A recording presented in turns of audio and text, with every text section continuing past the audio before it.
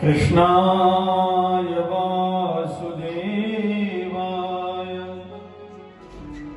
हरये परमात्मने प्रणतक्लेशनाशाय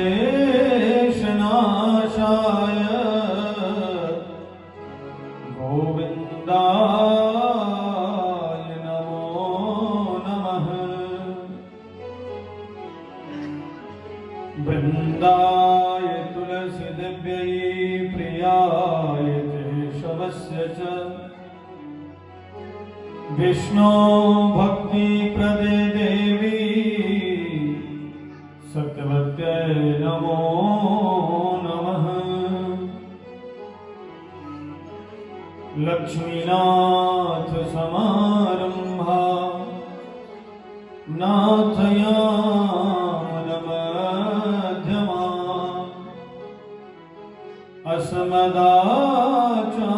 अस्मदाचार्यपर्यन्ता वन्दे गुरु परम्परा। यो नित्यं अच्युतपदाम्बुजयुग्मरुग्मव्यामोहतस्तदितराणि तृणाय मेनि अस्मद्गुरोर्भगवतोऽस्य दैकसिन्धो रामानुजस्य चरणौ शरणं प्रपद्ये। नारायणं नमस्कृत्यं नरं चैव नरोत्तमं देवीं सरस्वतीं व्यासं ततो जयमुदीरये।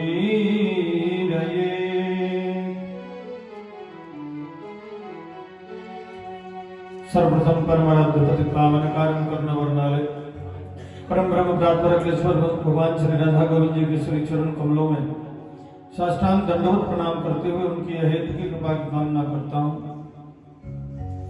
प्रातः स्मरणीय भगवत संबंध ज्ञान प्रदाता आनंद श्री विभूषित जगत गुरु रामानुजाचार्य प्रमुख सदगुरुदेव भगवान के श्री चरण कमलों में साष्टांग दंडवत प्रणाम करते हुए उनकी हेतु की कृपा की कामना करता हूँ। यहाँ पर उपस्थित सभी वैष्णव जनों के श्री चरण कमलों में साष्टांग दंडवत प्रणाम करते हुए उनकी हेतु की कृपा की कामना करता हूँ।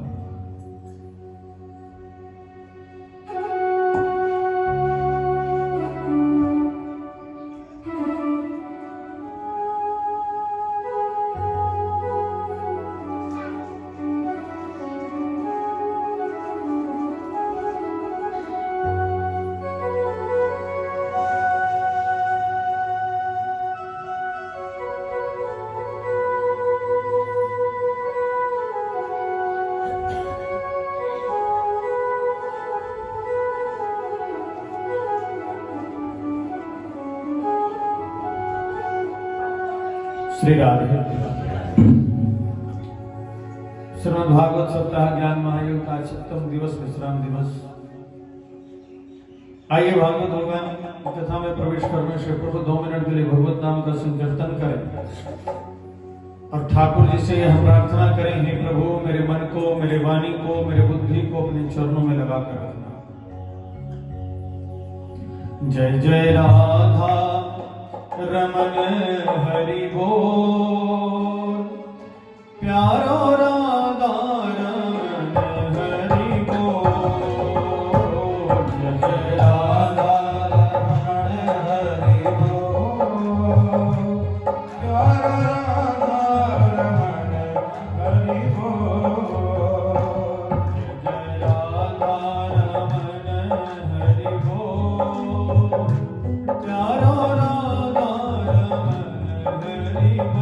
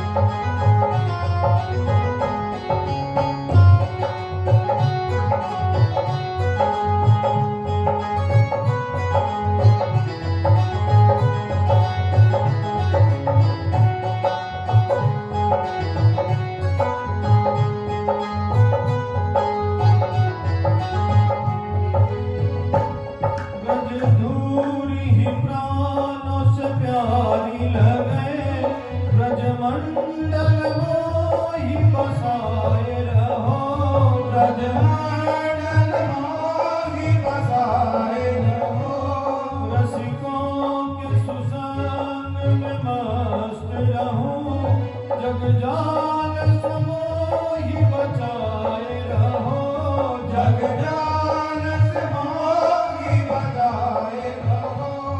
मितवा की झांकी निहारा करूं, छवि छात को नाथ छकाए रहो, छवि छात नाथ जगाए रहो। अहो आके बिहारी यही विनती, मेरे नैनों से नैना मिलाए रहो, मेरे नैनों से नैना मिलाए रहो। मेरे नैनों से नैना मिलाए रहो, मेरे नैनों से नैना मिलाए रहो। राधा रमन हरि बोल, प्यारो राधा रमन हरि बोल, राधा रमण हरि बोल, प्यारा राधा रमण हरि बोल। राधा रमन हरि बोल, प्यारो राधा रमन हरि बोल, राधा रमण हरि बोल, प्यारा राधा रमण हरि बोल। राधा रमन हरि बोल, प्यारो राधा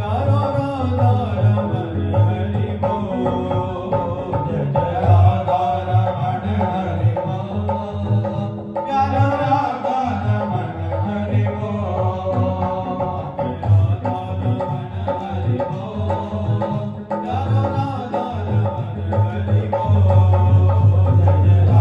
हरि बोल, राधा रमण हरि बोल, प्यारा राधा रमन हरि बोल। ओ प्यारा राधा रमण हरि बोल, प्यारा राधा रमण हरि बोल, प्यारा राधा रमण हरि बोल, प्यारा राधा रमण हरि बोल। वृंदावन बिहारी लाल की जय हो, वरराज भगवान की जय हो, वेंकटेश भगवान की जय हो, रंगनाथ भगवान की जय हो, नरसिंह भगवान की जय हो, गिरिराज महाराज की जय हो, श्याम रामचंद्र महाराज की जय हो, काशी विश्वनाथ की जय हो, गौ माता की जय हो, नैना देवी मातु की जय हो। जय जय श्री राधे श्याम। कल के सत्र में हम लोगों ने भगवान और रुक्मिणी महारानी के विवाह उत्सव तक की कथा को श्रवण किया था।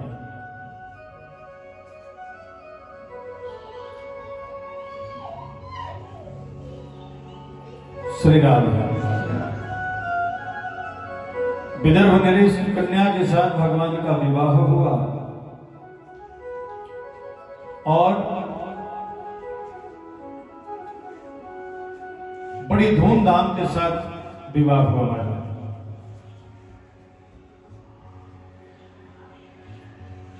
श्री राधे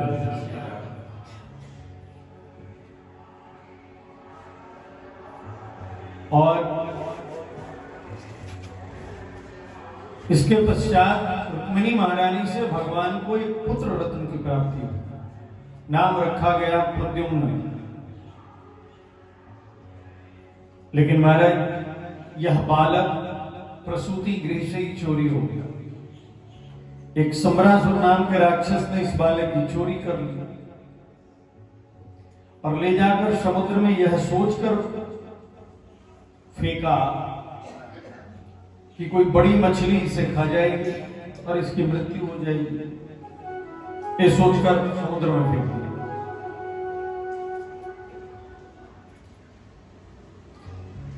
लेकिन संयोग देखें, जिस समय वो बालक समुद्र में फेंका जा रहा है, ठीक उसी समय एक बड़ी सी मछली मुख खोलकर आकाश की ओर देख रही।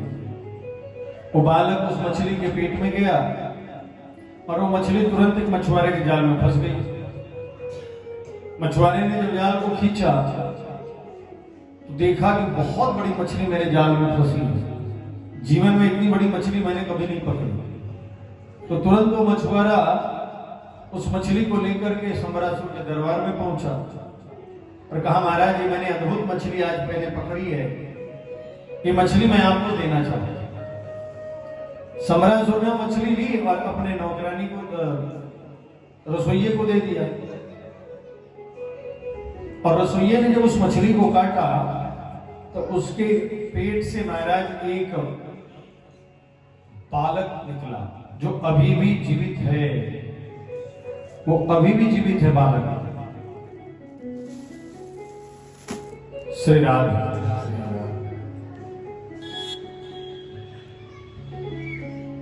तो रसोइये ने उस बालक को, सम्रासुर की एक नौकरानी है जिसका नाम है मायावती, उस मायावती को दे दिया। मायावती उस बालक का लालन पालन बड़ी धूमधाम से कर रही है, बड़े ध्यान से कर रही है। इधर द्वारका में हंगामा मचा हुआ है, लेकिन धीरे धीरे द्वारका भी शांत हो गया। लेकिन सुखदेव जी कहते हैं, राजन ये जो बालक है ना, ये बालक आम बालकों से अलग तरीके से बढ़ता है। आम बालक के जितना उसका विकास नहीं है, उससे कई गुना ज्यादा है। और ये बालक थोड़ा जब बड़ा हो गया तो देखा कि अब मेरी जो मां है मायावती, उसका व्यवहार मेरे प्रति बदल गया है। तो महाराज उस बालक ने यानी प्रद्युम्न ने मायावती से कहा, देवी आप हैं तो मेरी मां, लेकिन आजकल जो आप व्यवहार कर रही हैं वो मां के बिल्कुल उलट है। आपका व्यवहार इधर कुछ दिनों से मैं देख रहा हूं प्रेयसी की तरह करने लगी हैं, और आप मेरी मां हैं, फिर आप इस तरह का व्यवहार कैसे कर रही हैं? ये तो गलत है।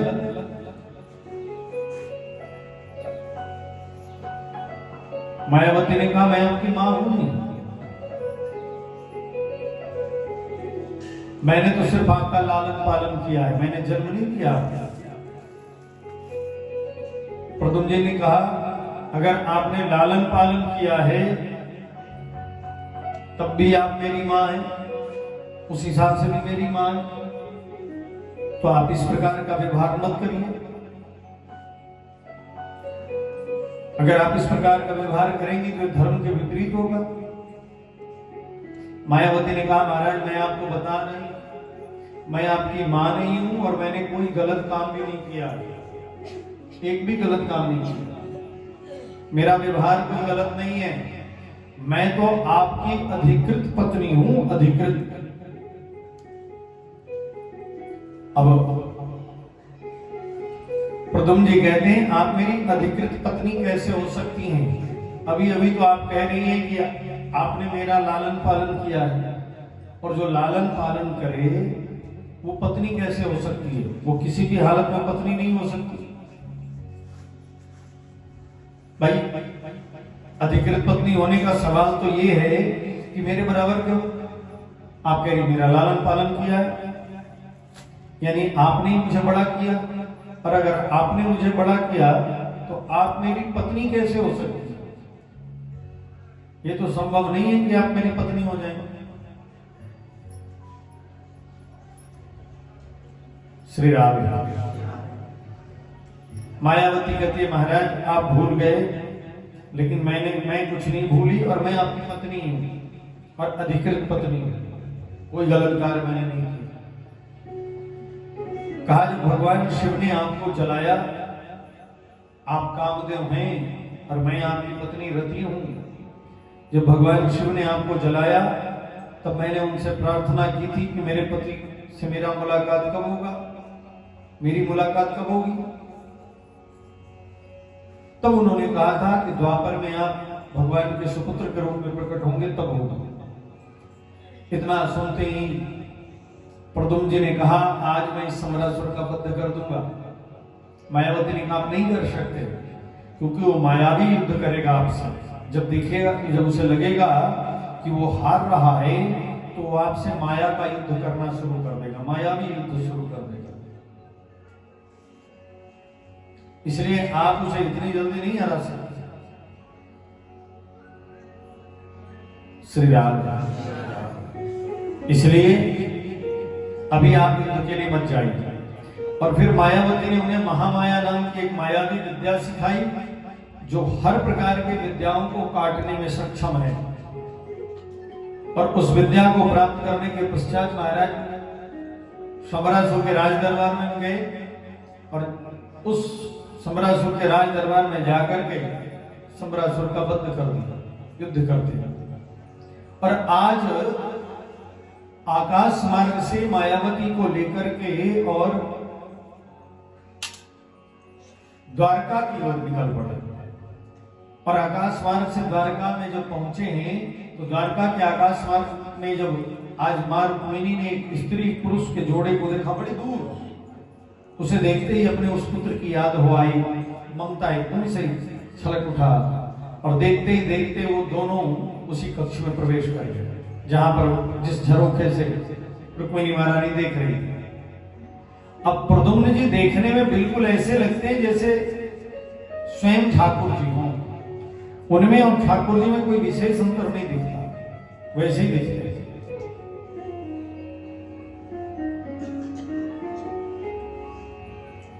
लेकिन ठाकुर जी कमरे में बैठे हैं, यहां विकार स्वरूप भी ठाकुर जी जैसा दिखता है और साथ में कन्या है, समझ में कुछ नहीं आ रहा है। उसी समय वहां नारद जी का आगमन हुआ और नारद जी ने आकर सारी बात बताई। उस नव दंपत्ति का वसुदेव जी, बलराम जी, बाकी सब ने मिलकर बड़ा सुंदर स्वागत किया। श्री राम। इसके बाद सुखदेव जी वर्णन करते हैं कि द्वारका में वैश्य रहता जिसका नाम है सत्राजित। इसने भगवान सूर्य को प्रसन्न करके मणि प्राप्त की और इस मणि की खासियत ये थी कि वो मणि 8 तोला सोना प्रदान करती थी प्रत्येक दिन, यानी 80 ग्राम। श्री राम। अब देख लो महाराज, 80 ग्राम सोना रोज। सोना लगभग लाख 2 लाख रुपए होगा, 2 लाख के लगभग है, 1 लाख के लगभग है, 2 लाख रुपए तोला, यानी 16 लाख रुपये का रोज सोना देती थी। 16 लाख रुपए का आज के डेट में। एक दिन भगवान ने सत्राजित को राजसभा में बुलाया और राजसभा में बुलाकर के कहा, सत्राजित, ये जो तुम्हारे पास मणि है ना, सैमंतक मणि, इसे राजकोष में जमा कर दो। सत्राजित ने कहा, क्यों जमा करूं राजकोष में, वो मेरी है। भगवान ने कहा, इसमें तुम्हारा भला होगा, इसमें तुम्हारी भलाई छिपी हुई है, इसमें तुम्हारा कल्याण छिपा हुआ है। सत्राजित ने कहा, 16 लाख या 80 ग्राम सोना देने वाला मैं सैमंतक मणि आपको दे दूं और इसमें मेरी भलाई है। आप सीधे सीधे क्यों नहीं करते कि आपको, आपकी नजर मेरी इस मणि पे है, आप मेरी मणि पे नजर रखे हुए हैं, आपको ये मणि चाहिए, इसलिए बहाने बना रहे हैं कि इसमें मैं दे दूंगा तो मेरी भलाई होगी। अरे भैया, 80 ग्राम सोना देने वाला, यानी 2.5 किलो महीने का लगभग सोना देने वाला मैं आपको दे दूं। श्री राज। और आप कह रहे हो मेरी भलाई होगी, भगवान ने कहा हाँ। तो कहता है, आप सीधे सीधे क्यों नहीं कहते कि आपकी नजर मेरी मणि पर है और आप राजा हैं, तो बहाने से मेरी मणि पर कब्जा करना चाहते हैं। भगवान ने कहा, ऐसा मेरा कोई इरादा नहीं है कि मैं तुम्हारी मणि कब्जा करूं, लेकिन क्योंकि इसमें तुम्हारी भलाई छुपी हुई है तो मैंने तुम्हें बताया। जब सत्राजित कुछ और बोला तो भगवान ने कहा, नहीं भैया नहीं चाहिए मणि, ले जाओ, तुम ही रखो। और सुखदेव जी कहते हैं, राजन, एक दिन सत्राजित मणि को ना एक लॉकेट में मढ़ा के रखता था। तो एक दिन सत्राजित महाराज पूजा करता और पूजा करने के बाद गले में पहन लेता। लेकिन एक दिन की बात है, श्री राम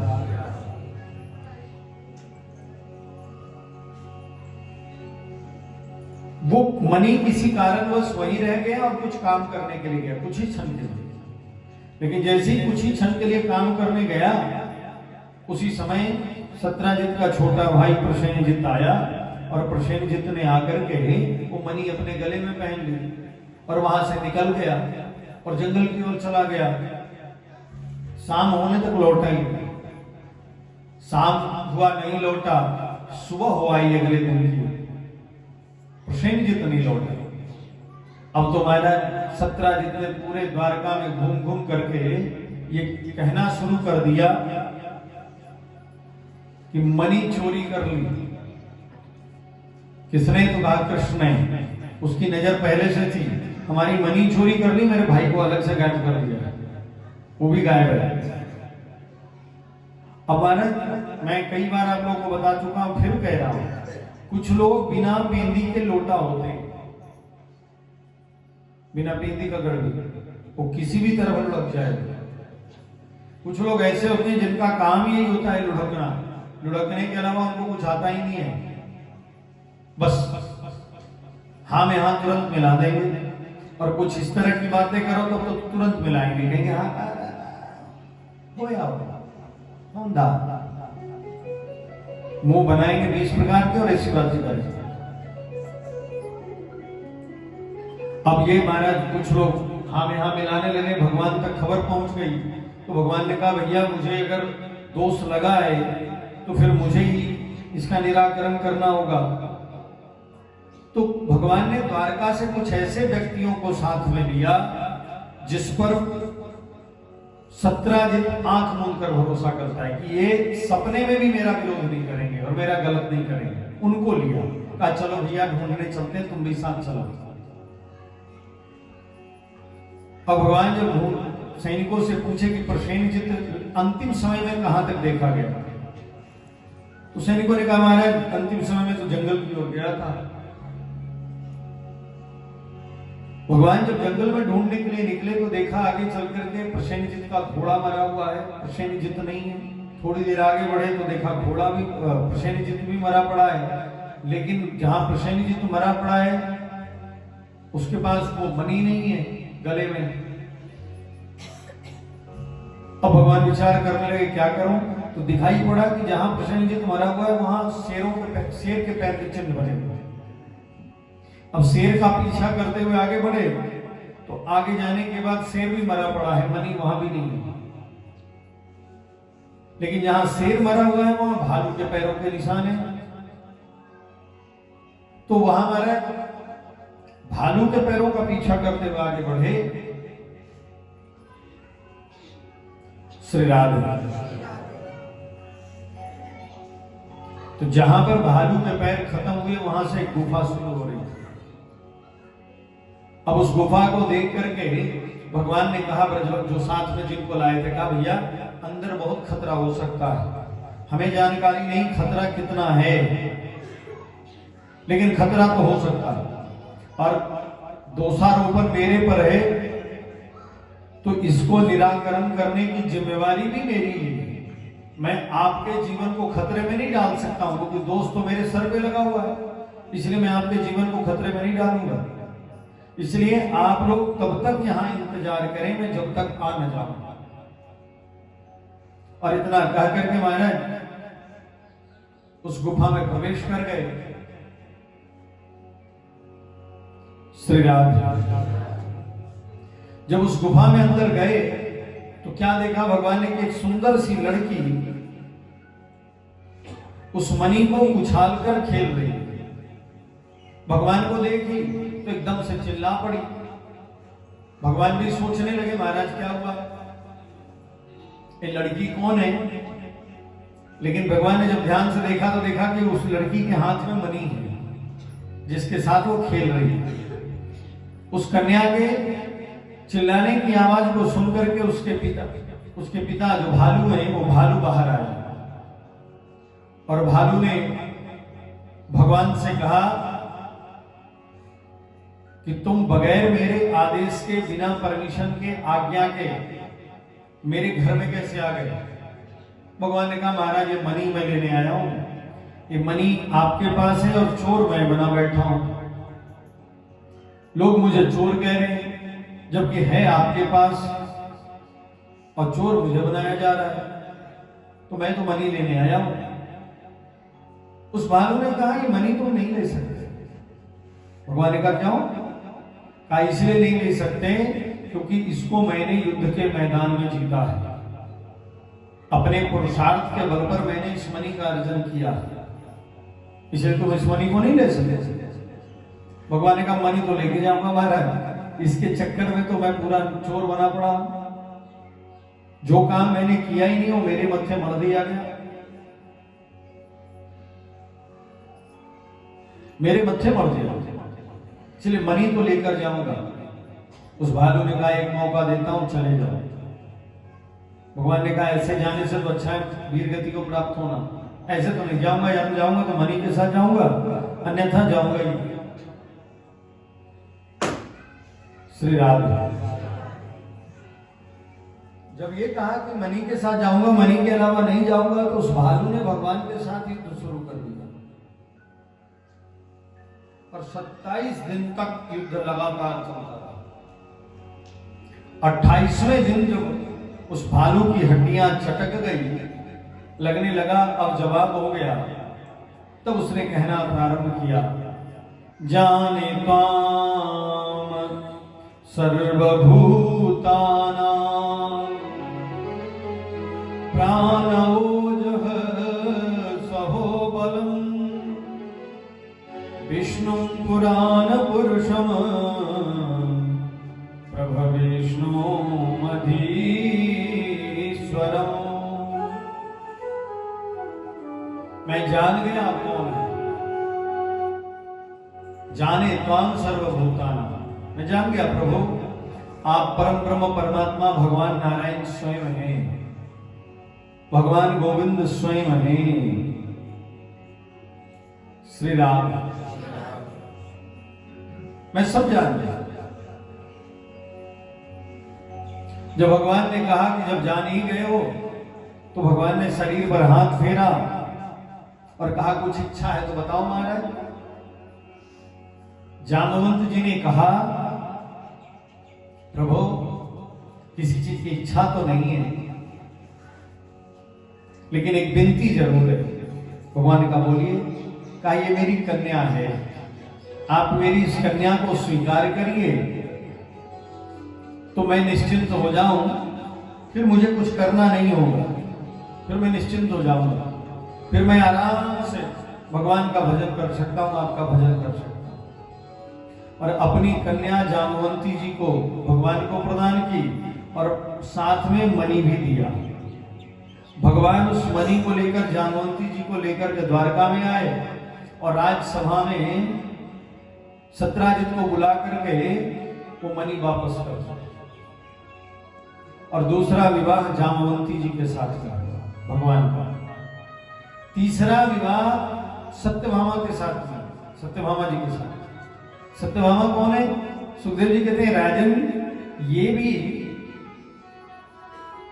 उसी वैश्य सत्राजित की लड़की हैं जिन्होंने भगवान पर दोषारोपण किया। भगवान पर दोषारोपण करने के बाद तो बहुत सारे लोग हाँ में हाँ मिलाते रहे, लेकिन महाराज थोड़ी देर के बाद यानी तब तक हाँ में हाँ मिलाते रहे लोग जब तक ये रहा कि हाँ ये चोर है, चोर है, चोर है। जब भगवान ने सिद्ध कर दिया कि भैया मैंने चोरी नहीं की थी, तो तुरंत बदल गए। ये बिना पेदी के लोटा है, जिधर देखेंगे उधर डुलके, तुरंत बदल गए महाराज, देर नहीं लगाई बदलने में। श्री राधे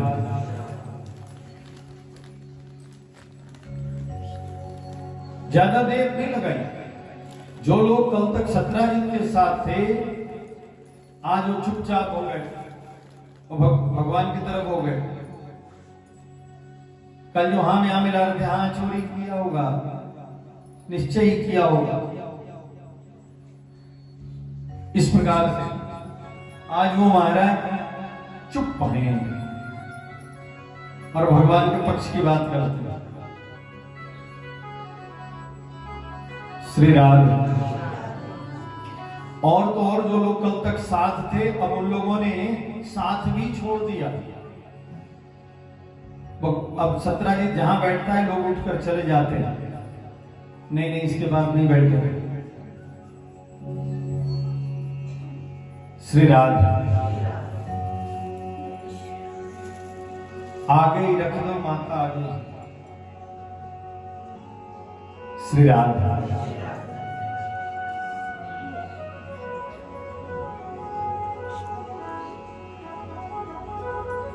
वे लोग जब साथ छोड़ दिए, जहां बैठता लोग उठकर चले जाते, कोई बोलता नहीं है। तो सत्राजित को लगने लगा कि क्या करूं, सबने हमारा त्याग कर दिया है, ऐसा कौन सा कार्य करूं जिससे सब फिर स्वीकार कर ले। तो याद आया मेरी तो एक कन्या है जिनका नाम है सत्यभामा। मैं अगर अपनी कन्या भगवान को दे दूं और भगवान मेरी कन्या को स्वीकार कर लें तो फिर मेरे वो रिश्तेदार हो जाएंगे और फिर तो हर कोई मुझे स्वीकार कर लेगा, हर कोई स्वागत करेगा, क्योंकि हम तो रिश्तेदार हैं उनके डायरेक्टली।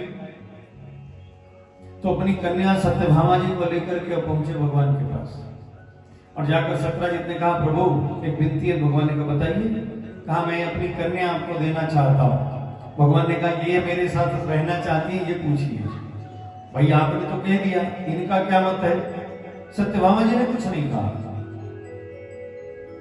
मौन को स्वीकृति माना जाता है। इस आधार पर बड़ी धूमधाम के साथ तीसरा विवाह श्री राधे भगवान का सत्यभामा जी के साथ किया। इस विवाह के पश्चात भगवान हस्तिनापुर आ गए थे। इसी बीच में सत्राजित का वध हो गया। भगवान को खबर भेजी, सत्यभामा जी ने शरीर को सुरक्षित रखा। भगवान ने आकर उनका दाह संस्कार इत्यादि करवाया और तत्पश्चात अब मणि ढूंढना प्रारंभ किया। तो पता लगा जी सतधनवा के पास हुआ। भगवान गए, सतधनवा का वध कर दिया, लेकिन महाराज सतधनवा के पास भी नहीं मिला। फिर जब पता लगाने लगे तो पता चला जी अक्रूर जी के पास है। अब अक्रूर जी के पास जब भगवान पहुंचे तो अक्रूर जी ने कहा माफ, गलती हो गई, माफ कर दीजिए प्रभु, मैं लोभ में आ गया था, आप एक मणि रख लीजिए। भगवान ने कहा मणि नहीं रखूंगा, मणि आप रखोगे, इसका सोना राजकोष में जमा करोगे, यानी टेंशन आप उठाओ, पैसा हमें दे।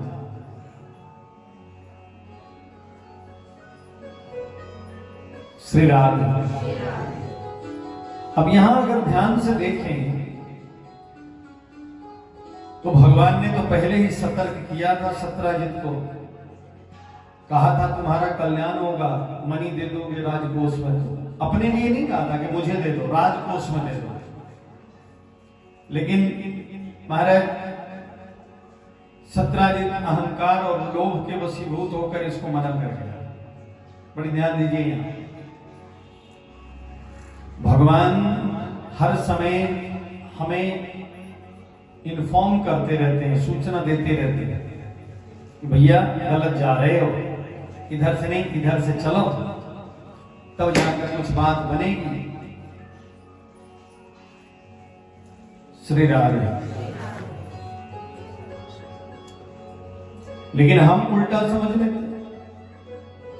अगर सत्राजित ने बात मान ली होती, अगर मान ली होती बात, तो आज उसका भाई नहीं मरता, स्वयं नहीं मरता, और तो और भगवान पर झूठा आरोप लगाने का दोष भी उसे नहीं होता।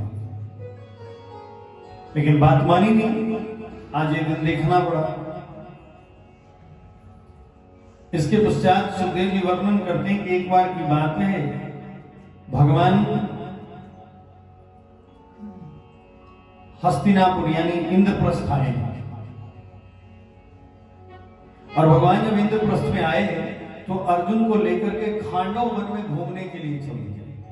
वहां जब जंगल में घूम रहे थे, बड़ी निर्जन वन है, तो उस निर्जन जंगल में, खतरनाक जंगल में एक कन्या की आवाज सुनाई पड़ी जो भगवान के नाम का जाप कर रही थी, भगवान के नाम का उच्चारण कर रही थी। तो भगवान ने अर्जुन से कहा, अर्जुन ये तो मैं दानव की जगह है, और मैं दानव इतना खतरनाक है कि पूछो मत। यहां तो कोई जीव जंतु जल्दी से बाहर नहीं निकलते कि कहीं मैं दानव और उनके लोग खा न जाएं। तो इस निर्जन वन में किसी कन्या की आवाज, वो भी मेरा नाम लेना, पता करो तुम। स्वयं नहीं गए, डायरेक्टली भगवान नहीं आते, कोई न कोई तो चाहिए होता है जीवन। इसलिए जीवन में गुरु की आवश्यकता बहुत है। तो आवाज की दिशा में जब अर्जुन बढ़े तो आगे चलने के बाद जमुना जी दिखाई पड़ी, और देखा जमुना जी के किनारे एक सुंदर सी कन्या बैठी हैं और बैठ करके भगवान के नाम का जाप कर रही है। अब महाराज अर्जुन नजदीक जाकर पूछे, देवी आप कौन हो? तो कहा, मैं सूर्य पुत्री कालिंदी हूं। फिर यहां क्या कर रही है इस निर्जन वन में? तो कहा, मैं यहां भजन कर रही हूं क्योंकि मुझे कृष्ण के रूप में, कृष्ण को पति के रूप में प्राप्त करना है। पति के रूप में कृष्ण प्राप्ति के लिए मैं यहां बैठकर भजन कर रही हूं। अर्जुन ने कहा, देवी वो बड़ी मुश्किल से मिलते हैं, उनके चक्कर में आप कहां से पड़ गए? इतनी आसानी से तो मिलते नहीं, और आप उनके चक्कर में पड़ गए। अरे छोड़ दीजिए उनको, और बहुत लोग हैं, उनसे विवाह कर लीजिए, बहुत कोशिश की। उस कन्या ने कहा, देखो मुझे तो विवाह भगवान से ही करना है। अर्जुन ने कहा, इतनी आसानी से नहीं मिलेंगे, वो जल्दी प्रसन्न नहीं होते। उस कन्या ने कहा, इस जन्म में नहीं मिलेंगे, अगले में मिलेंगे, अगले में नहीं मिलेंगे, अगले में मिलेंगे। जब तक नहीं मिलेंगे हम यहीं बैठे। लेकिन हमने तो सुना है वो बड़े दयालु हैं, बड़े कृपालु हैं, और अगर वो दयालु हैं, कृपालु हैं, तो हम पर भी कृपा होगी कभी न कभी उनकी।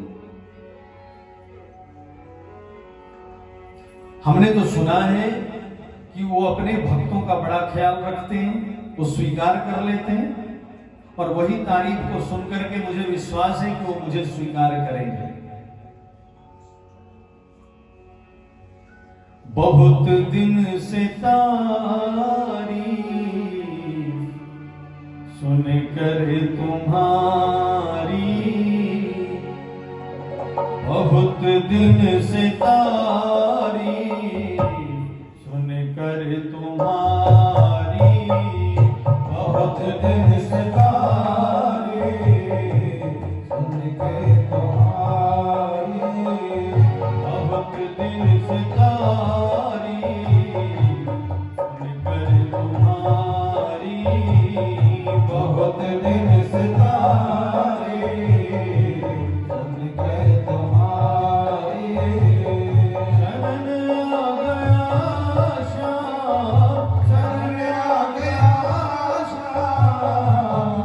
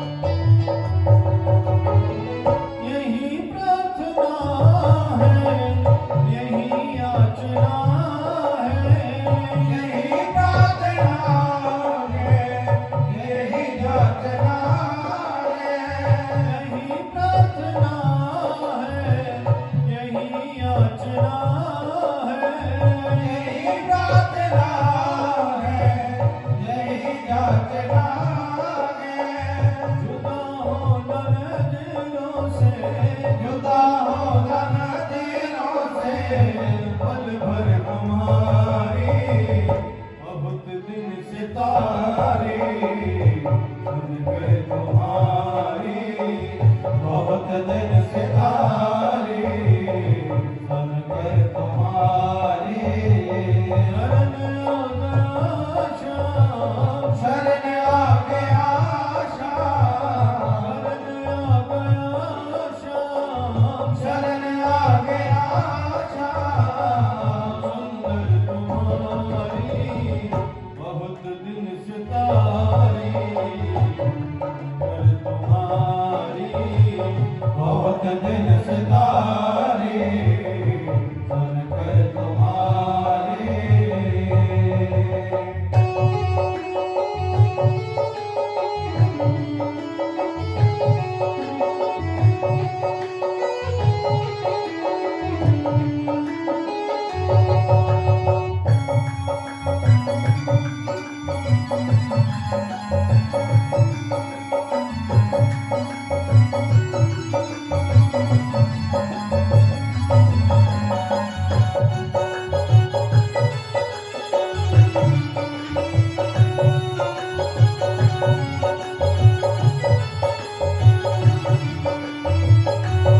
ये दृग बिंदु तुमको खबर दे रहे हैं ये दिग्विजय तुमको खबर दे रहे हैं दृग बिंदु तुमको खबर दे रहे हैं ये दिग्विजय तुमको खबर दे रहे हैं है याद दिल में ये है याद दिल में बराबर तुम्हारी बहुत दिन से तारी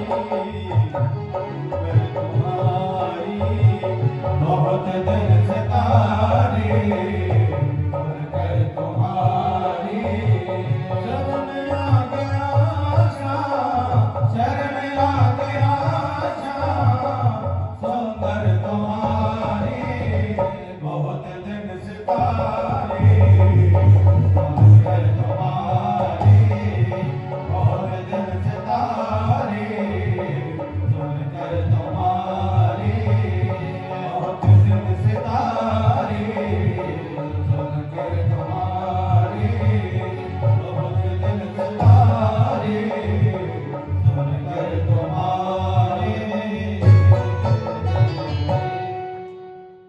हमने तो बड़ी उनकी तारीफ सुनी है कि वो तो दयानिधि है वो कभी भी किसी को नहीं छोड़ते स्वीकार करते हैं अपने शरणागतों को और आप कह रहे हो कि वो करोड़ों जन्मों तक मिलते नहीं कोई बात नहीं जब तक नहीं मिलेंगे हम यहीं बैठेंगे हर बार जन्म लेंगे हर बार बैठेंगे बार बार और तब तक ये करते रहेंगे जब तक वो हमें स्वीकार नहीं कर लेते नहीं स्वीकार करेंगे तो हमारा थोड़े नुकसान है उन्हीं का नुकसान है उन्हीं की हंसी होगी अगर वो हमें स्वीकार नहीं करते हमें टाल देते हैं तो नुकसान किनका है जो अब टाल दोगे मुझे अपने दर से जो अब टाल दोगे मुझे अपने दर से तो हसीनाथ होगी तो हसीनाथ होगी दर दर तुम्हारी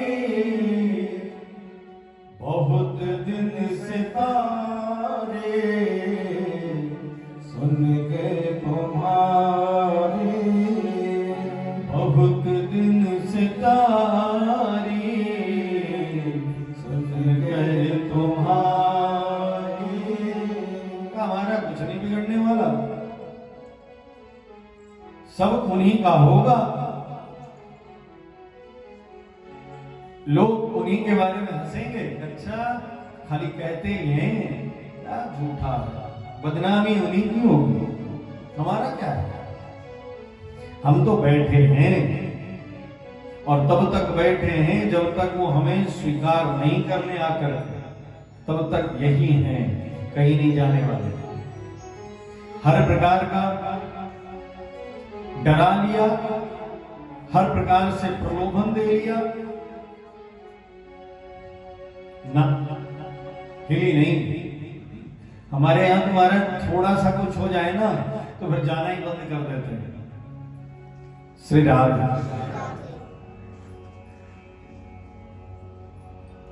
नहीं नहीं यहां नहीं जाते, यहां वाले काम नहीं करते, कहीं और चलते, ये वाले शिव जी काम नहीं करते, ਅਸੀਂ ਇੱਥੇ ਨਹੀਂ ਉੱਥੇ ਜਾਣਾ, ਲੈ ਜੀ ਅਸੀਂ ਉੱਥੇ ਨਹੀਂ ਉੱਥੇ ਜਾਣਾ, नहीं इन्हों नहीं उन्होंने मानना, ये नहीं काम कर रहे। और तो और महाराज आजकल तो मैं देखता हूं मजारों पर जाने लगे हैं, लाश को पूजाते हैं, और ये इसीलिए इतने कुकुरमुत्ते की तरफ मजार हुआ है। जहां देखो वहीं 2 ईंट जोड़ता है, हरी चादर रख देता है, कहता है लो जी मजार हो गया, हो गया कल जाओ। ये सब जमीन कम जाने के धंधे हैं, इनसे बचिए। और विडंबना देखिए, दुर्भाग्य तो ये है कि हमारे हिंदू ही जाते हैं ज्यादा। ये सूफी अरे भैया मेरे वो कब्र को पूज रहे, और लोग जाते हैं मत्था टेकते हैं, छूते हैं। मैंने कहा भैया नहाना पड़ता है, कब्र ही तो है, और किसको मजार कहते हैं? मजार किसको कहते हैं? कब्र ही तो है। आधा से ज्यादा तो कब्र भी नहीं है, जमीन कब्जा। इनसे बचिए, कुछ नहीं रखा उसमें, सारे मुल्क बना रहे। श्री राधे। बचिए बचिए, हम ही लोग हैं जो भीड़ लगाए बैठे हैं वहां जा जाकर। क्यों? क्योंकि किसी ने कह दिया, तुहानू पता वो पीर बाबा उठे ना, असी गए थे, साडा काम हो गया, लो जी ऐसी चल दी है, थोड़ा सा कुछ हुआ नहीं, काम का क्या है, काम तो होगा ही होगा। अब सोचो कि एक भूत कर सकता है तो भगवान कितना कर सकते हैं। वो भूत ही तो बैठा है वहां, और क्या है।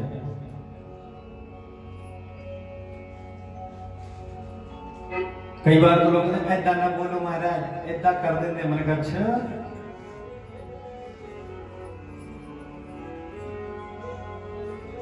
जब तक भरोसा नहीं होगा कोई कार्य सिद्ध नहीं होगा। यहां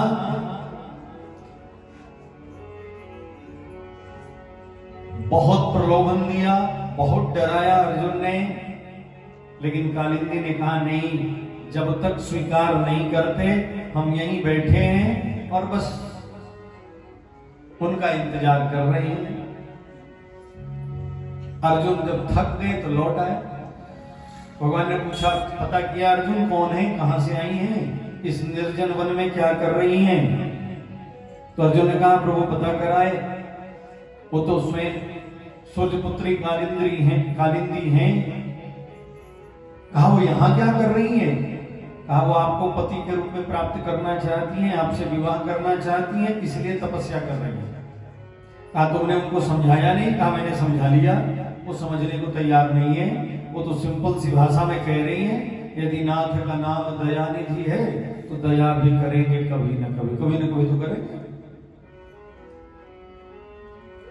वो तो अपने आपको पति मान बैठी है, बस अब आप स्वीकार करो, इसके लिए बैठी है। और मैंने तो हर तरह को प्रलोभन भी दे दिया, डरा भी दिया, सब कुछ कर लिया। उन्होंने हर बार एक ही जवाब दिया, जब तक स्वीकार नहीं करते तब तक यहीं बैठे हैं। इस जन्म में क्या, अगले जन्म में भी हजारों बार जन्म लेना पड़े तब भी यहीं बैठे हैं। भगवान ने कहा ऐसी बात है तो चलो। भगवान वहां पहुंचे और कालिंदी जी को कहा चलिए देवी। उनको लेकर के आए द्वारका और महाराज चौथा विवाह भगवान का कालिंदी जी के साथ यानी जमुना महारानी के साथ है। कालिंदी जी जमुना जी हैं। इनके दो भाई का नाम बता देता हूं। एक भाई का नाम है शनिदेव और एक भाई का नाम है धर्मराज। जमुना जी के दो भाई हैं। अब देख लो, जिनके अगर आपका रिश्ता ठाकुर जी से हो गया तो ये दोनों ऐसे भी शांत रहते हैं, क्योंकि बहनोई के रिश्तेदार को कोई आदमी तंग करने की हिम्मत नहीं करता। और ठाकुर जी बहनोई हैं, जीजा जी हैं इन दोनों के। श्री राधे। यूं ही भटक रहे। आजकल तो हर मंदिर में महाराज शनिदेव की मूर्ति बना दी गई है लगभग, जबकि मूर्ति लगनी नहीं चाहिए मंदिरों में। और कई जगह तो मैं देखता हूं आंखें खुली हुई हैं एकदम ऐसे, जबकि शनिदेव की सारा दोष आंखों में है। आंख खुला हुआ नहीं होना चाहिए। यहां तक कि शनि सिंगनापुर में भी कोई विग्रह नहीं है। जो सबसे ताकतवर स्थल शनिदेव का माना जाता है, लेकिन आजकल तुम्हारे जी जब से एक जय शनिदेव करके सीरियल आया ना, सन 2000 के बाद लगना शुरू हुआ, लगभग 2000। लगता है धीरज कुमार ने इसको बनाया था। उसके बाद दे दनादन शनिदेव बड़े नेक, दयालु और परोपकारी हैं और दंड देने वाले न्याय के देवता। दंड भी देते हैं और कृपा भी करते हैं। तो डरो मत ज्यादा। आधा आदमी को तो यूं ही डरा दिया गया है। तो भगवान की रिश्तेदारी है उनके साथ, तो इसीलिए ठाकुर जी से रिश्ता जोड़ लो तो मामला फिट हो जाएगा। फिर कह सकते हो असी जी उन्होंने रिश्तेदार है। जब पुलिस पकड़ता है तो क्या करते हैं? वो मेरा चाचा लगा हुआ उठे, अच्छा यहाँ मेरा मामा लगा हुआ, वो मेरे जीजा जी उठे इंस्पेक्टर है। अगला कहता अच्छा रिश्तेदार है तो स्टाफ का आदमी है, जाने दे भाई। यही कहते हैं। तो अगर रिश्तेदारी हमारी ठाकुर जी के साथ हो गई तो इनके साथ भी हो ही जाएगी। श्री राधे। और पांचवा विवाह हुआ विंद और अनुविंद की पुत्री है, ये उज्जैन के राजा है। इनकी कन्या से विवाह किया क्योंकि इनका नाम है मित्रविंदा। ये भगवान को पति के रूप में पाना चाहती थी। इनकी शादी जबरदस्ती दुर्योधन से की जा रही है, क्योंकि ये इनके जो पिता हैं मित्रविंदा जी के, ये दुर्योधन के मित्र हैं, अनुयायी हैं। तो जबरदस्ती किया जा रहा था। तो भगवान ने सभी राजाओं के बीच से इनका अपहरण किया, उठाया। चलो श्री राम। छठी शादी हुई कौशल देश के राजा ही नग्नजीत, उनकी पुत्री सत्या के साथ है। इनके यज्ञ को भी भगवान ने पूरा किया, क्योंकि राजा ने एक प्रतिज्ञा कर ली थी। उनके पास 7 दुर्दांत बैल थे, बड़े बड़े सींगों वाले, कोई पकड़ नहीं पाता था उन्हें। तो उन्होंने एक प्रतिज्ञा कर ली कि ये जो हमारे 7 बैल हैं, इसको कोई अकेले पकड़कर बांध देगा तो हम उनके साथ अपनी बेटी का विवाह करेंगे। कोई बांध ही नहीं सका। अब राजा भी परेशान रहने लगे। नग्नजीत सोचने लगे मैंने क्या प्रतिज्ञा कर ली, और लड़की कुमारी है। तो भगवान ने उनके यज्ञ को पूर्ण किया, उस बैलों को बांधा, और उसके बाद भगवान का विवाह महाराज सत्या के साथ हुआ। भगवान की 6 शादियां हो गई। 7वां विवाह भगवान ने भद्रा के साथ में किया, और 8वीं शादी मध्य प्रदेश के राजा हैं, उनकी पुत्री लक्ष्मणा के साथ। ये 8 विवाह ठाकुर जी ने किए। इसके बाद सुखदेव जी वर्णन करते हैं कि 16,100 विवाह ठाकुर जी ने और किया। अब तुरंत परीक्षित ने कहा, गुरुदेव ऐसी क्या नौबत आ गई कि 16,100 विवाह करना पड़े अलग से? श्री राधा। सुखदेव जी कहते हैं, राजन एक दिन की बात है, भगवान बैठे हुए थे अपने कक्ष में सत्यभामा जी के साथ। उसी समय नारद जी ने 16,100 कन्याओं का खबर लाकर भगवान को दी कि उन कन्याओं ने आपसे सहायता मांगी है।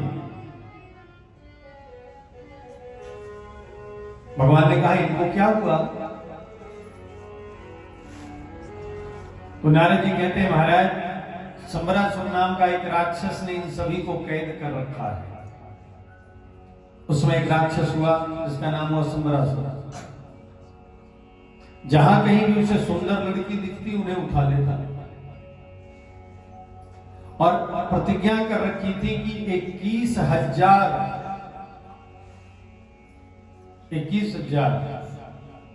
जब लड़कियां हमारे साथ हो जाएंगी एक साथ, तो उनके साथ एक साथ विवाह करेंगे 21,000 के साथ।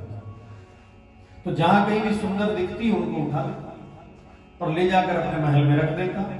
तो उन 16,100 कन्याओं ने भगवान के पास पत्र भेजा कि हमारी रक्षा करें, इस दुष्ट के से छुटकारा दिलाएं। ये खबर देकर अभी नारद जी निकले ही थे, श्री राधा। उसी समय देवता वहां पहुंचे। देवताओं ने आकर कहा, प्रभु संबरासुर हमें बहुत तंग कर रहा है। देव माता अदिति के कुंडल छीन लिए, देवताओं का मणि नामक पर्वत छीन लिया, वरुण का छत्र छीन लिया, ये सब छीन लिया है। आप हमारी सहायता करो और इस संबरासुर से हमें बचाओ। तो भगवान ने कहा, दो निमंत्रण आ गए। सत्यभामा जी से पूछा, क्या करें देवी? कहा, प्रभु एक पंथ दो काज हो जाएगा। 16,100 कन्याओं की विनती है आपके पास और देवताओं ने भी कर दी, तो चलना चाहिए। तो भगवान सत्यभामा जी को लेकर के और महाराज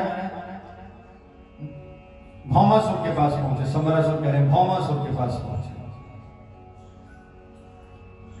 और महाराज भौमासुर के पास पहुंचे क्योंकि भौमासुर ही है जो 16,100 कन्याओं को कैद कर रखा है। और भौमासुर की राजधानी से, भौमासुर के पास से नारद जी एक खबर लेकर आए। तो भगवान भौमासुर के यहां पहुंचे और वहां रथ कौन चला रहा है? तो रथ सत्यभामा जी चला रही है। हमारे यहां कहते हैं ना, आजकल एक से एक मूर्ख जीव पड़े हुए हैं, एक से एक। आजकल बड़े बड़े जो अपने आप को पढ़े लिखे कहते हैं ना, वो कहते हैं, अरे हमारे सनातन पद्धति में तो माताओं को ऐसे दबा कर रखा गया, ऐसे दबा कर रखा गया, ऐसे ऐसे दुनिया भर का बकवास करेंगे। कुछ चीजें बड़ी आसान हो गई, दो चार चीज पक्का बोलेंगे और सब हमारे अंदर दिखाएंगे। कमियां सब हमारे अंदर में, बाकी किसी के अंदर में कोई कमियां नहीं है। अपने आप को जो सो कॉल्ड इंटेलेक्चुअल बोलते हैं, इतने टॉप क्लास गधे हैं सब, पूछो मत।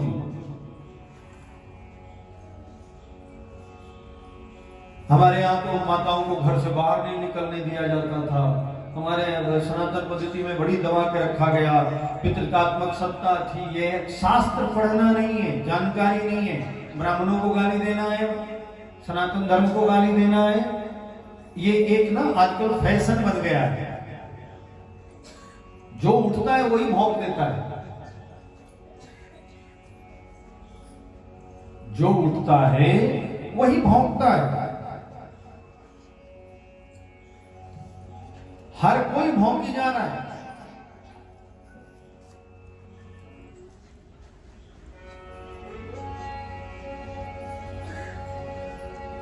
अरे महाराज, शास्त्र ऐसा नहीं कहता। अगर दबा के रखा गया होता तो आज सत्यभामा को गाड़ी चलाना नहीं आता। रथ सत्यभामा जी चला रही हैं। केकई इतनी अच्छी ड्राइविंग करती थी, आज के भाषा में बोला जाए तो, कि देवासुर संग्राम में दशरथ जी उनको ड्राइविंग करने के लिए ले गए। कहा आप चलो देवी, आप चलिए, क्योंकि युद्ध के मैदान में ड्राइविंग रथ चलाने की बड़ी महिमा है। अगर दबा के रखा गया होता तो हमारे यहां महाराज ये स्थिति होती, ड्राइविंग कर रही होती माताएं। जो दबा के रखे उनको तो ये लोग कहते हैं बड़ी प्रोग्रेसिव है। सऊदी में अब जाकर ड्राइविंग करने का लाइसेंस मिला है, अभी 2-3 साल 4 साल हुआ। वो लोग प्रोग्रेसिव है, उनके बारे में एक शब्द नहीं बोलेंगे। ये शांति प्रिय समुदाय के बारे में, जो अपने आप को शांति प्रिय समुदाय कहते हैं, और इतने शांति प्रिय हैं कि बम बांध के फट जाते हैं। इतने शांति प्रिय हैं कि डॉक्टर भी फटता है, इंजीनियर भी फटता है और डॉक्टर भी फटता है। पहले तो कहते थे कि नहीं जी ये लोग बेचारे अनपढ़ हैं, इनको बहला फुसला लेते हैं। और ये दिल्ली में जो फटा वो तो एमडी था, मास्टर डिग्री होल्डर था।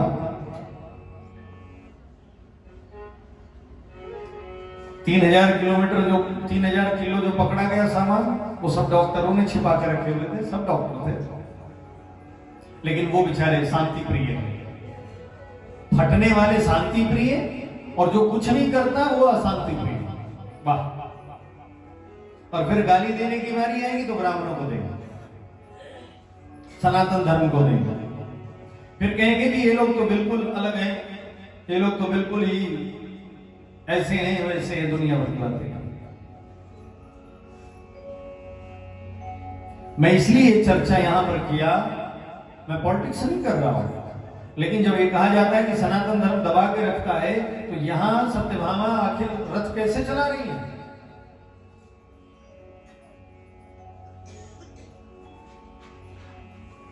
भगवान कहते नहीं जी घूंघट डाल के घर में बैठे रहो, हम तो सारथी ले जाएंगे, औरतों को तो घर से बाहर निकलना मना है। घर से बाहर निकलना मना था तो कालिंदी इत्यादि तपस्या कैसे करती थी बाहर जाकर? मैया बापा ने तो तपस्या करने ही नहीं दिया होता।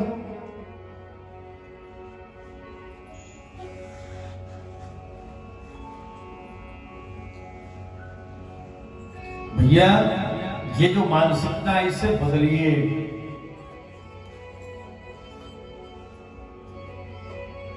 और सत्यभामा जी को लेकर के पहुंचे और उस युद्ध में भौमासुर का वध किया। और भौमासुर के वध करने के पश्चात महाराज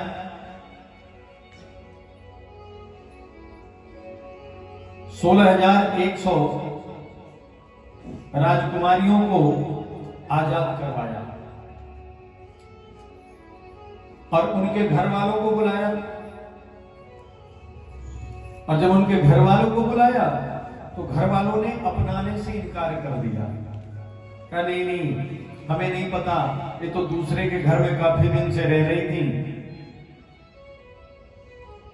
अब हमारे लिए तो ये बड़ी अजीब स्थिति है। मैं बार बार कहता हूं, मैं फिर कह रहा हूं, देखिए कुछ तो फैशन सा बन गया है, कुछ तो इस तरह का काम हो भी रहा है, लेकिन सारा दोष माताओं का है ये भी संभव नहीं। इन कन्याओं में जो 16,100 हैं, ये अपनी मर्जी से नहीं गई हैं, इनको तो जबरदस्ती उठाया गया है, कैद किया गया है।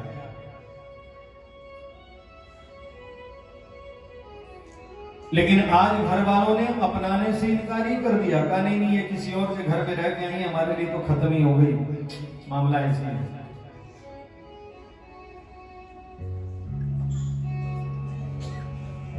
और जब लोगों ने अपनाने से इनकार कर दिया घर वालों ने, तो मनी मनी कन्याएं सोचने लगी कि कहीं ऐसा तो नहीं, क्योंकि घर वाले ये सोच रहे हो कि हम अपवित्र हैं, जबकि इनमें कोई अपवित्रता नहीं है, पूरी तरीके से पवित्र हैं। अब विचार आ गया कि ऐसी अवस्था में तो जीवन जीना मुश्किल हो जाएगा, लोग तो हमें ही दोष देंगे। ऐसे नहीं वैसे, आजकल भी हम देते ही है ना, माताओं को ही दोष ज्यादातर देते हैं। कुछ भी हो ना, ऐसा नहीं होता, धुआं तभी निकलता जब आग लग जाए। अच्छा,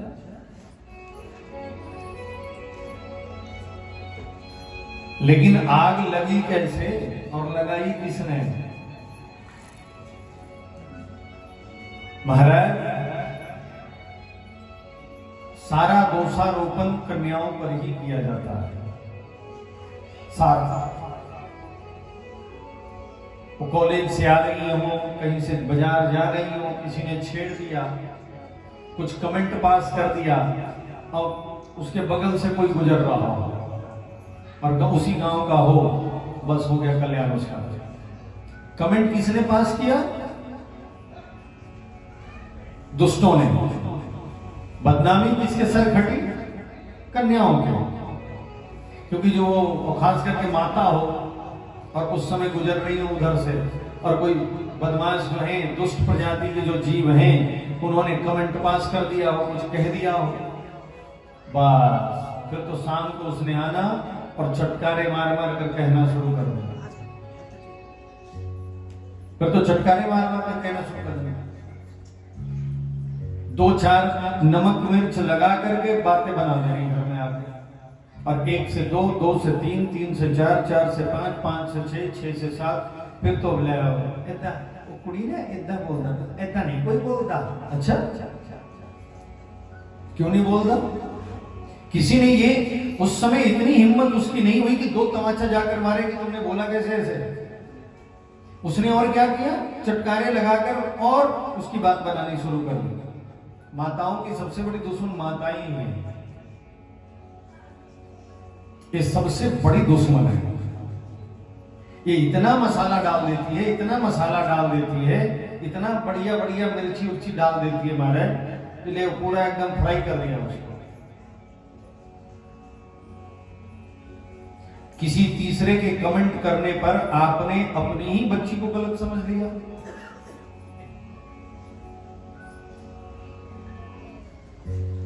उस दुष्ट की गलती है ना, उसमें बच्ची की क्या गलती है? लेकिन दोषारोपण करना होगा तो बच्ची पे ही होगी। गुड़िया नहीं किया, मुंडे तो कुछ कर देंगे बेचारे, नहीं ना, वो तो बड़े दूध पे धुले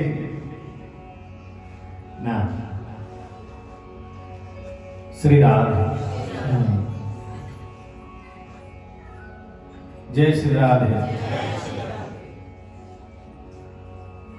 इसीलिए मैं बार बार कहता हूं, अपनी कन्याओं को शस्त्र चलाना जरूर सिखाओ। मार्शल आर्ट सिखाओ, कराटे सिखाओ, जूडो सिखाओ, राइफल चलाना सिखाओ, पिस्टल चलाना सिखाओ। और तो मैं तो कहता हूं कि सभी लड़कियों को एक पिस्टल लाइसेंस देना चाहिए सरकार। बढ़िया से एक पिस्टल का लाइसेंस उसको दे दे, कॉलेज जाते हुए अपना पर्स में रख के लेके जाए। हाँ, बढ़िया चकाचक है। फिर कोई बोले तो पता लगे। पर्स में क्यों रखें? कमर में बांध ले भैया, ऐसे टांग ले, पर्स के जैसे टांग ले। बढ़िया पिस्टल है, बढ़िया 25 राउंड गोली सरकार देती ही है लाइसेंस पर। बहुत होता है 25 राउंड, 2 चैम्बर भर जाएंगे। 13 राउंड वाले आज के पिस्टल आ गए, उसमें भी 2 चैम्बर तो भरेंगे। फिर कोई करे, फिर देखो कौन कमेंट पास करता है।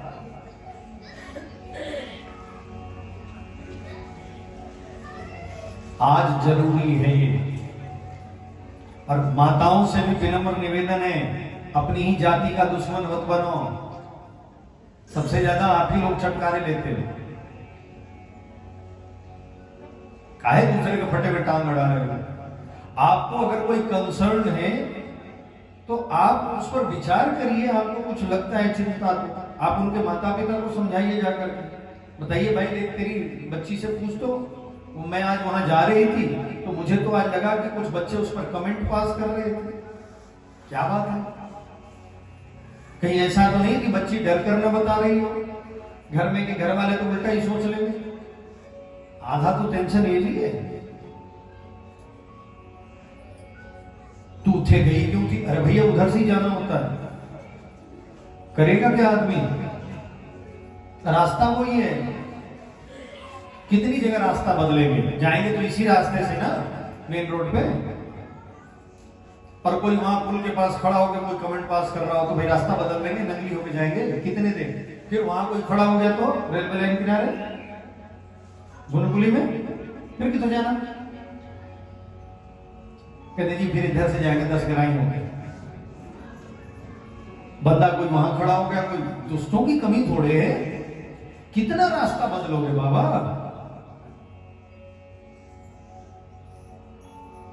अपने बच्चों के मित्र बनिए। शास्त्र कहता है 16वें साल में माता पिता को अपने बालकों का मित्र बन जाना चाहिए। 5 साल तक प्यार दीजिए, 10 साल तक अनुशासन में रखिए, 16वें साल में मित्र बन जाइए, जिससे कि वो अपनी बात आपसे शेयर कर सकें। ये शेयर न करने के कारण ही आज हमारे युवा पीढ़ी में भटकाव हो रहा है। ये लव जिहाद जो बढ़ा उसका कारण यही है, क्योंकि बच्चे बात ही नहीं कर पाते घर वालों से, डर के मारे। न माता के पास समय है, न पिता के पास समय है, और नहीं उन्होंने अपने बालकों से, बच्चे या बच्चियों से ऐसा रिलेशन बना के रखा है कि वो बतावे। वो पहले कुछ बोलना नहीं उसने, चुप हो जा, सुधर जा तू। अरे भैया सुधरी हुई है तभी तो बता रहे हैं, बिगड़ी होती तो बताते हैं। फिर तो सीधे सीधे पता चलता है कि गई। वो बता रही है इसका मतलब उनको कोई परेशानी है, समझो, बात करो। कल जब नशे की चर्चा हो रही थी, नशा भी इसी कारण से बढ़ रहा है, आप बात नहीं कर रहे, समय नहीं है आप लोगों के पास। फिर जब उसे कुछ समझ में नहीं आता तो भटक जाता है, इधर उधर हो जाता है। श्री राम है। इसलिए विनम्र प्रार्थना है, अपने बच्चों के मित्र बनिए 16वें साल में, 15वें साल में, जिससे कि वो हर एक बात आपसे शेयर कर सके। नहीं तो यहां तो जितने लव जिहाद करने वाले हैं सारे घूम रहे हैं, पैसे मिलते हैं बाबा, मोटरसाइकिल बढ़िया मिलती है। बचिए इनसे, बचिए लव जिहाद से, लैंड जिहाद से।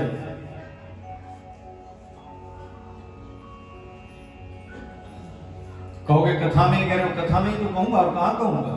जब ये बात आई कि अपने घर वाले उन बच्चियों को समझने को तैयार नहीं है, पवित्र बच्चियों को भी अपनाने से इनकार कर दिया। मनी मन विचार करने लगी कि इससे बढ़िया तो मृत्यु ही है, क्योंकि लोग तो जीने नहीं देंगे। भगवान ने कहा, सत्यभामा जी से कहा, देवी उल्टा पड़ गया मामला, हम तो इनका कल्याण करने आए थे और ये तो अब दूसरा कुछ सोच रही है कि शरीर छोड़ देंगी, कुछ खाएंगी नहीं, पिएंगी नहीं और शरीर छोड़ देंगी, क्या करें? सत्यभामा जी ने कहा, आप स्वीकार कर लीजिए। आपने, भगवान ने कहा, देवी 8 विवाह पहले हो चुका है, 7 घर पे हैं। सत्यभामा जी ने कहा, उन सबके बिहाफ पर मैं आपसे कह रही हूं, जो मैं कह रही हूं वो वही, सब वही बोलेंगे, आप इनको स्वीकार कर लीजिए। जब आप स्वीकार कर लेंगे ना तो फिर कोई कुछ नहीं बोलेगा। तो भगवान ने उन 16,100 कन्याओं को गरुड़ जी को के साथ में द्वारका भेज दिया और स्वयं महाराज फिर देवलोक चले गए, स्वर्ग चले गए। श्री राधे।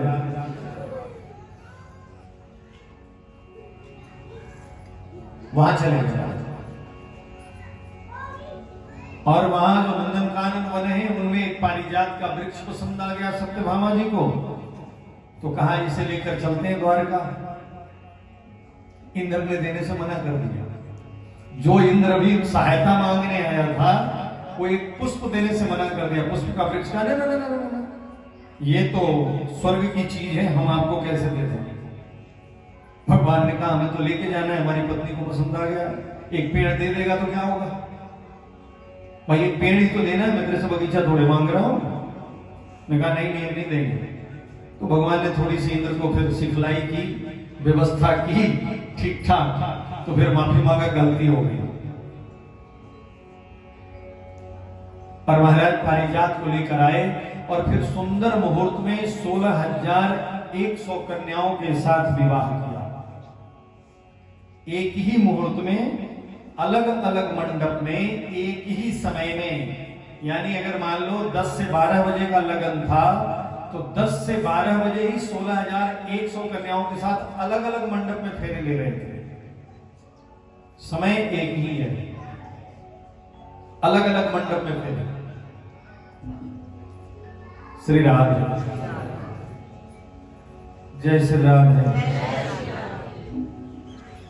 और महाराज अब भगवान के पत्नियों की संख्या हो गई, विवाह की संख्या हो गई 16,108। और इन 16,108 कन्याओं से महाराज श्री राम भगवान को 10-10 पुत्र प्राप्त हुए। अब देख लो, इतने तो बच्चे हो गए, यानी 1,60,000 से ऊपर तो भगवान के खाली बच्चे थे। 1,60,000 मोर देन। फिर इनका विवाह भी होगा, अब इनके भी 10-10 बच्चे हुए। यानी आप देखेंगे तो 40 लाख के लगभग, तो 35 लाख के लगभग या 40 लाख के लगभग, तो फिर खाली अकेले भगवान का टब्बर है, जिनमें उनके बेटे हैं और पोते हैं। श्री राधे, ये अकेले ठाकुर जी का टब्बर है। सुखदेव जी वर्णन करते हैं कि प्रद्युम्न जी को एक बच्चा हुआ। श्री राधे, प्रद्युम्न जी जब आ गए थे 2 विवाह हुआ, एक तो मायावती से हुआ श्री राधे, और एक रुक्मवती से हुआ। तो जो ये रुक्मवती हैं, उनको एक पुत्र प्राप्त हुआ था। उनके एक पुत्र है जिनका नाम है अनिरुद्ध। और सुखदेव जी कहते हैं इनका भी चोरी हो गया, ये भी चोरी हो गए। पिता भी चोरी हुए थे और पुत्र को का भी अपहरण हो गया। तो सुखदेव जी से परीक्षित ने कहा, गुरुदेव इनके साथ क्या चल रहा है? पिता भी चोरी, पुत्र भी चोरी, इनकी चोरी किसने कर ली? सुखदेव जी कहते हैं राजन, उस समय एक राजा महात्मा बलि के 100 पुत्र थे। उनमें से एक पुत्र का नाम था बानासुर। महाराज बलि के पुत्र हैं। उनकी पुत्री है जिसका नाम है उषा। उषा की एक मित्र है चित्रलेखा। ये बानासुर के जो सेनापति हैं उसकी पुत्री है। एक दिन की बात है, स्वप्न में उषा ने एक सुंदर लड़के को देखा, स्वप्न में। और जब उठी तो बस उसी लड़के की इच्छा हुई कि वही लड़के से विवाह करना है, वही चाहिए, बड़ी सुंदर है। अब सुंदर हो क्यों ना महाराज, कामदेव के सुपुत्र हो और भगवान के पौत्र हो, तो सुंदरता में कोई कमी हो? जो स्वयं कामदेव के सुपुत्र हो उनके कितने सुंदर होंगे आप समझो। तो बस मोहित हो गई। तो जब चित्रलेखा मिलने को आई रोज की भांति, तो आज देखा कि एकदम चेहरा उदास पड़ा हुआ है। पूछा क्या बात है उषा, आज इतनी उदास क्यों हो? तो उषा ने सारी बात बता दी। कहा मैंने एक लड़के को देखा है, मुझे वही लड़का चाहिए, उसी से विवाह करूंगी, बहुत सुंदर है। तो चित्रलेखा की खासियत यह थी कि महाराज चित्रलेखा पूरे ब्रह्मांड के लोगों का चित्र बना सकती थी बिना देखे। सबके जितने भी लोग हैं सबका चित्र बना सकती थी। तो बनाते बनाते जब द्वारका में पहुंची और द्वारका का चित्र बनाते बनाते जब अनिरुद्ध का चित्र आया, तो उषा ने कहा बस यही है। कहा देवी बड़ी मुश्किल है। कहा क्यों? कहा द्वारकाधीश का पौत्र है, और वहां से चोरी करना बड़ा मुश्किल है, उठा के लाना, सिक्योरिटी बहुत टाइट है। श्री राधे कहा चाहिए तो यही, इसके बगैर मैं जी नहीं पाऊंगी, मुझे तो यही चाहिए। कहा मैं कोशिश करती हूं। और रात में सोते हुए अनिरुद्ध को पलंग के सहित उठा लाया, बिस्तरे साथ, और लाकर के उषा के कक्ष में रख दिया। अब उषा के कक्ष में जब एक आध दिन गुजारे तो सैनिकों को कान में कुछ आवाज आई पुरुष की उषा के कक्ष से, तो जाकर बानासुर को खबर कर दिया। बानासुर आया तो देखा उषा और अनिरुद्ध हंसकर बातें कर रहे थे। इधर द्वारका में हंगामा मचा हुआ है महाराज कि पिता भी चोरी हो गए थे, इतने दिनों बाद लौटे, अब पुत्र भी चोरी हो गया। इधर बानासुर ने अनिरुद्ध को कैद कर लिया और उधर नारद जी ने जाकर के भगवान को खबर कर दी। कहा महाराज आपके पुत्र को तो बानासुर ने कैद कर रखा है, पौत्र को। ये बानासुर जो है महाराज भगवान शिव का बहुत बड़ा भक्त था, ताकतवर तो था ही। शिव भगवान शिव का बहुत बड़ा भक्त रहा। भगवान शिव ने इसे बहुत ताकत प्रदान कर दी, तो कोई इससे लड़ता नहीं था। इसके 1000 हाथ थे, और जब 1000 हाथ थे महाराज कोई लड़ता इससे था नहीं। तो एक दिन भगवान शिव से ही कहा मेरे शरीर में खुजली होती रहती है, आपने मुझे इतनी ताकत दे दी है कि कोई लड़ता ही नहीं, तो आप ऐसा करो मुझसे लड़ो, मेरे को खुजली मिटानी। भगवान शिव ने कहा अच्छा चेला है, हमने ताकतवर बनाया तो कहते हैं हमसे ही लड़ाई करो। भगवान शिव ने कहा ये ध्वज लगा दे, जिस दिन टूटेगा समझना खुजली मिट गई तुम्हारी। एक दिन भगवान शिव नृत्य कर रहे थे तो 1000 हाथों से वाद्य यंत्र को बजाया, तो भगवान शिव को बड़ी प्रसन्नता हुई। तो भगवान शिव ने कहा कुछ मांग ले भाई, मैं तुम्हें कुछ देना चाहता हूं, बड़ी प्रसन्न हूं तुमसे, क्योंकि तुमने मुझे आज नृत्य में बड़ा आनंद आया, बहुत सुंदर वाद्य यंत्र तुमने बजाए। बानासुर ने कहा आप हमारे राज्य की रखवाली करो। अब भगवान शिव फंस गए। भगवान शिव को उनके चेले फंसाते ही ज्यादा था, बड़े बड़े जितने हुए सब उनको फंसाए। अब महाराज राज्य की रखवाली करने लगे। इधर भगवान जब द्वारका से चल करके बानासुर की राजधानी में आए तो दरवाजे पर भगवान शिव खड़े हैं, मेन गेट पे। भगवान शिव ने देखा ठाकुर जी गरुड़ पर सवार होकर आए हैं, तो भगवान को प्रणाम किया। भगवान को जब प्रणाम किया तो भगवान ने पूछा, कहा बाबा आप यहाँ क्या कर रहे हो? कहा महाराज मैंने वचन दिया है बानासुर को कि मैं उसके राज्य की रक्षा करूंगा। बोले ये कैसे? अपना घर छोड़कर यहाँ क्या करने आ गए वचन देने? कहा नहीं, वो मैं एक दिन नृत्य कर रहा था, सारी घटना बता दी। भगवान ने कहा कितनी बार आपको कहा है बिना सोचे समझे मत कहा करो सबको, जो चाहिए दे दूंगा। अरे पहले पूछो तो चाहिए क्या उसकी वो उस लायक है कि नहीं, पचा भी पाएगा कि नहीं पचा पाएगा। देखिए ताकत पचाना, प्रतिष्ठा पचाना भी बड़ी बात होती है, हर किसी से नहीं पचता प्रतिष्ठा भी। ये प्रतिष्ठा भी जो है ना वो जीव को अहंकारी बना देता है। अब कहा आपको वचन दे दिया है प्रभु, लेकिन आप यहां क्या कर रहे हैं? भगवान ने कहा मेरे पौत्र को बानासुर ने कैद कर रखा है, आज इसकी खैर नहीं। भगवान शिव ने कहा आप नहीं जा सकते। कहा क्यों?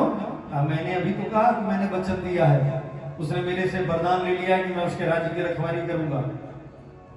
भगवान ने कहा जाना तो पड़ेगा बाबा, मेरा पौत्र कैद है, पहले मेरा बेटा कैद हो गया था, अब पौत्र हो गया है तो घर बड़ा हंगामा हो रखा है, मुझे जाना है। और भगवान जैसे ही आगे बढ़े भगवान शिव ने युद्ध शुरू कर दिया।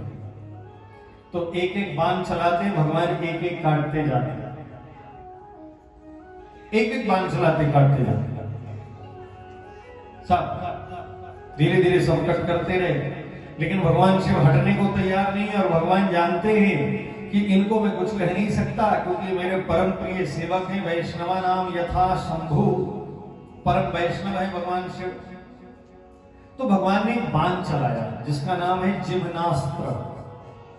ये बिना फर वाला बाण है। इस बाण की खासियत है कि जिस पर भी ये चला दिया जाए वो बड़ी लंबी लंबी जम्हाइयां लेने लगता है और जम्हाई लेकर सो जाता है। थोड़ी देर के लिए नींद आ जाती है उसे। भगवान ने बाण चला दिए और बाण लगते ही, चलाते ही महाराज भगवान शिव को जम्हाई आई और सो गए। और अब भगवान अंदर घुसे तो सबसे पहले तो बानासुर के सेनापति को मारा। भगवान सुदर्शन ने उसकी गर्दन काट दी। फिर सेना का वध किया और सेना के वध करने के पश्चात महाराज बानासुर के हाथों को काटना शुरू किया। 1000 हाथ हैं। चाहते तो एक बार में काट सकते थे, गर्दन भी काट सकते थे, लेकिन हाथ काट रहा है। और जब नींद खुली भगवान शिव की तो लगभग 900 से ऊपर हाथ कट चुके थे।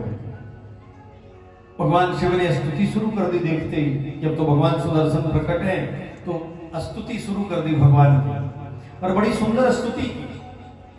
अच्छी अच्छी बातें कह रहे हैं, भगवान सुनने को तैयार नहीं है। वो काटे जा रहे हैं हाथ, सुदर्शन जी काटे जा रहे हैं।